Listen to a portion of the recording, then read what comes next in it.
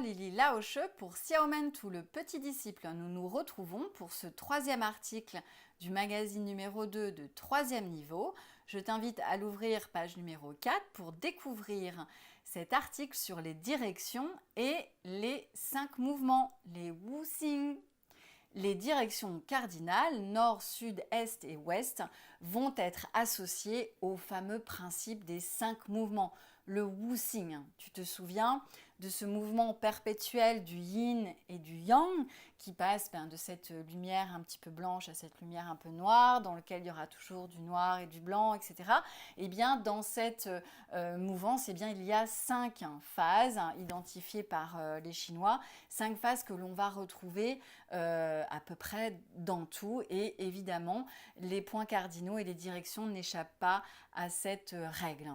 Donc nous allons voir aujourd'hui à quoi sont affiliés ces différents points cardinaux. Le premier élément qui est l'élément de l'eau, shui, qui est lié à la couleur noire, et bien cet élément va être mis avec la direction du nord et il va représenter donc l'hiver, Tong, qui est une période de froid et d'humidité. L'élément mu, qui lui va être associé à la direction de l'est. Tong qui va être associé à l'est et au lever du soleil, à l'aube, l'aube d'une nouvelle journée, le début d'une année, et donc au printemps, Chun. Ensuite, nous allons avoir le feu, Ruo, Ruo qui est associé à la couleur rouge, donc le sud, Nan, qui lui va être régi par le soleil et qui est associé à l'été, Xia.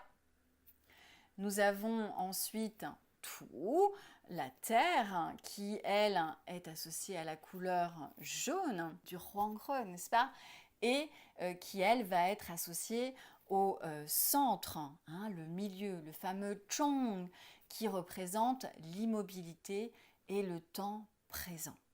Enfin, Tin, le métal, représenté par la couleur blanche, est associé à l'ouest, Si, et est associé au coucher du soleil, à la fin de la journée, aux récoltes et à l'automne, Tio.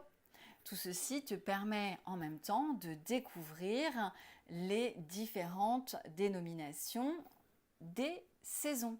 Je t'invite à visionner l'article spécial qui va parler des quadrisyllabes, où tu vas retrouver un assemblage de syllabes liées aux directions et une autre liée aux saisons. J'espère que cet article sur le wuxing et les directions t'aura intéressé. Je t'invite à poser toutes tes questions à ton Laoche comme à l'accoutumée.